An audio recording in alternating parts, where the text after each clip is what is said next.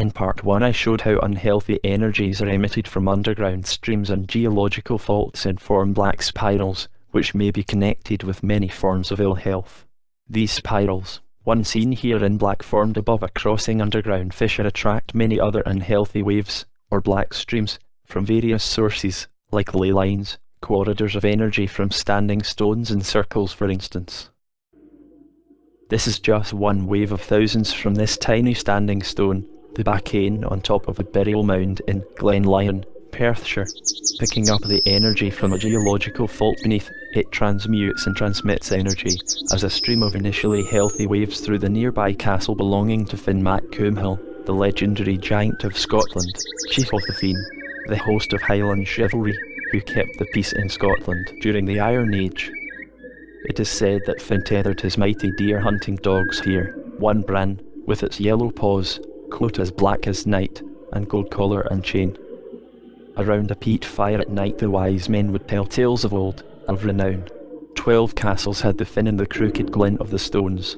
Strange castles indeed, like Iron Age forts, with an inner and outer wall. They were much larger, some 30 metres across, one with a boulder over 3 metres high, obviously built by a master race. Centuries later, any girl who returned from the ungodly lowlands was made to crawl beneath the Bacane, far superior to your modern birth control pills. Normally the waves of energy from standing stones and circles cross areas in a grid pattern of healthy energy, but they can become polluted by passing through decaying matter, like dirty canals and graveyards for instance, and when they encounter a black spiral in a bed, they automatically tune into the centre, giving a very powerful hotspot of unhealthy energy. Unfortunately, they can only be found by using divining rods, as I have explained in part 1. This is the abandoned lead mine at Tyne-Drum, Stirlingshire, Scotland. For almost 600 years, on and off, this mountain has been mined for lead, leaving 10 abandoned horizontal tunnels up to the top of the hill, with connecting vertical shafts. Unfortunately, the cost of mining and transporting the lead, even as far as Russia at one point, as well as some silver and gold, was too high and several companies were made bankrupt and finally closed about 1926. Originally, in its natural state, the energy from the lead would be moderated, but now the bare fissure which I am climbing emits massive quantities of unhealthy energy.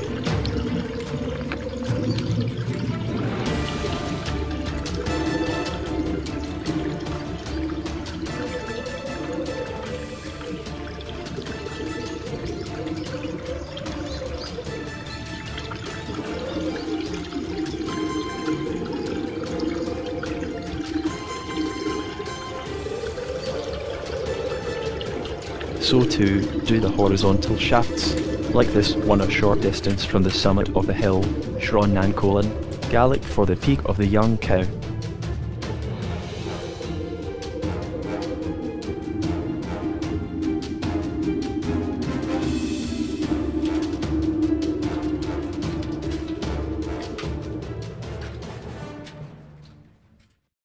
Open cast coal mines are another major hazard. In the village of Bonnybridge, Stirlingshire, I investigated a case of necrotizing fasciitis, sometimes called the flesh-eating disease. The lady of the house had a hysterectomy and awoke during the night to find her stomach turning black and had to have an emergency operation to remove the decaying tissue. Her bed had a very powerful black spiral at the site of the disease, probably emitted from one of the waterlogged coal mines deep beneath this village, with many incoming above ground waves. A black energy lay attracted into its centre. I wasn't surprised that her husband also had kidney cancer, as these black spirals precess like a spinning top, its centre slowly circling from one side of the bed to the other. Determined to find where the unusual amount of black overgrounds came from, and their target, I followed the stream across country for a few miles until I came to an open cast coal mine, the source. In the opposite direction I carried on, following this nasty black energy lay, to find it earthing itself as a circuit in a large working quarry near the Anine. Interestingly, this stream changed its character to a healthy sign after passing through a huge pyramid of empty whiskey barrels at a distillery. There were 2 other cases of this unpleasant disease in this town. That coal mine has now been filled in, This is a nearby working mine at Glen Taggart. Nuclear submarines require about the same electrical energy as a small town, and also emit radiation from their reactors. It has lain on the Holy Loch in Scotland at the end of the Cold War were 5 Trident submarines, berthed in a rough line along the quayside, forming an artificial energy lay for many miles fore and aft. The wavelength was 2 meters, similar to standing stones in circles. On that line there happened to be a television repeater station, which further amplified and distorted the energy in the house some miles away where a woman had 6 miscarriages. More sensitive than most, she felt that the energies in the house were causing the problem. Even so many miles away the waves were so close together that I could not measure the distance between them. In her case she had 3 spirals in her bed, 1 at her head, 1 at her abdomen, 1 at her feet, and she was lying in line with the energy lay, her body resonating with the incoming waves as she was the same length. Also to take into consideration was the hollowed-out mountain at Coulpert which housed the missiles for the submarines. The energy coming from that hill was comprised of the usual waves, but oddly of a noticeably longer wavelength, 2 meters, 36 centimeters, perhaps being modified by being so deep underground. Dounreay nuclear power station, near Thurso, when I checked it, hosted 960 tons of low-level waste and had 1 reactor working. This also emitted waves in a radial pattern of alternate signs, wavelength 2 meters 44 centimeters. Every city, town and village plays host to unpleasant energies emitted from burial grounds. Many years ago I discovered that every grave emits 2 spirals of energy, 1 healthy or positive and 1 negative or unhealthy, which are ejected in all directions. This is Crease St Michael's Church with its attendant burial ground, showing masses of black spirals it has collected in almost 1,000 years' service. Next to the cemetery is the City Price's shop, which has played host to a poltergeist for at least 40 years, the heavy door opening and closing apparently on its own amongst other phenomena as these black waves seek their targets. It is strange that the door opens inwards, towards the burial ground, as I found masses of this form of energy passing through the shop and out of the door from the cemetery, taking the easiest route as usual. Perhaps there is a 2-way exchange of energy which makes this discovery even more alarming.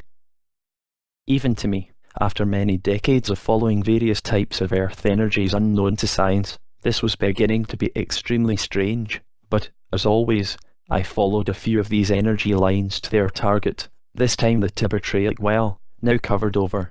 This is the well, with just one of many hundreds of waves spiralling into this powerful resonating cavity like water into a drain. I suspected that they would travel down this underground stream to the south of the town and would then be attracted to the residents in their homes. This idea may seem to the viewer to be absurd, but I am sure that others will be able to follow my research, which must be of extreme importance to the health of many of the people in this country.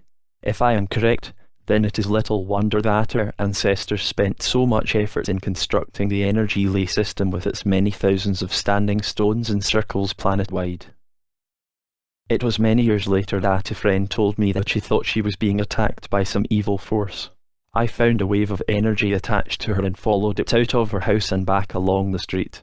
It tuned, as always, into other resonant cavities, like lampposts, rowan pipes, car ticket machines, etc., but what amazed me was that it also tuned into no less than 16 rubbish bins put out for collection.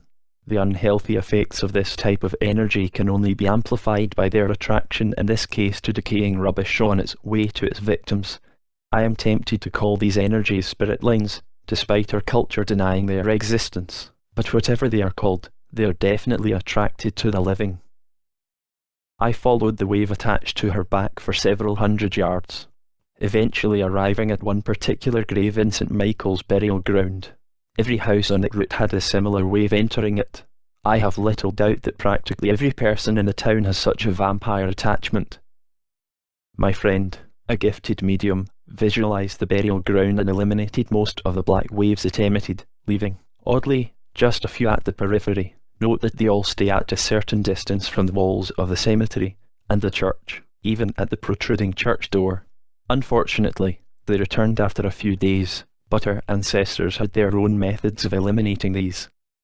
More aware of these energies than we are, They place their burial grounds over volcanic faults and dump the unhealthy waves back into the planet, using several different methods. This is one, a cut-marked stone which attracts all of the negative waves in the cemetery at Dundarn, St Fillan's, Perthshire. And another, at this Irish round tower at Abernethy, Scotland. There were about 65 such towers in Ireland, built in a pattern on the ground mimicking some of the constellations and presumably over geological faults. This tower at Abernethy was built by the monks about the year 1100. Oddly, the doors of these towers were often placed well above ground level, the idea being, according to Professor Callahan, to allow the base to be filled with debris to tune into cosmic waves. You can see here the strange custom of placing this building in a burial ground, and even stranger, over 6 skeletons. These 2 round towers are, of course, on a ley line from a volcanic plug, this time Ailsa Craig off the Ayrshire coast. Ailsa Craig, sometimes known as Paddy's Milestone, is midway between Belfast and Glasgow, where Bluehone granite was quarried to make curling stones. A friend told me that she lived in Jackson, Mississippi in the USA, and said that every time she went there she felt so ill that she had to leave. I told her to find if there were any subterranean anomalies when she returned. She did find one, a massive 19,000-foot volcano beneath the city. She also obtained this map of the geological anomalies in the area. Then she realised that this capital town was originally intended to be built some distance away, but some very influential people insisted that it had to be built on that location. Intrigued, she investigated further and discovered that all 50 of the capital cities had been built in straight lines. Following her research, I projected the lines to find that they were energy lays, all of them emitted from extinct volcanoes on the Galapagos, Bermuda and Azores Islands. She also noted that the Coliseum in the centre of the city looked very like a volcano. In addition, I found that the powerful Federal Triangle of the USA had also been built with reference to volcanic plugs, an extinct volcano and the right-angled constellation of Virgo.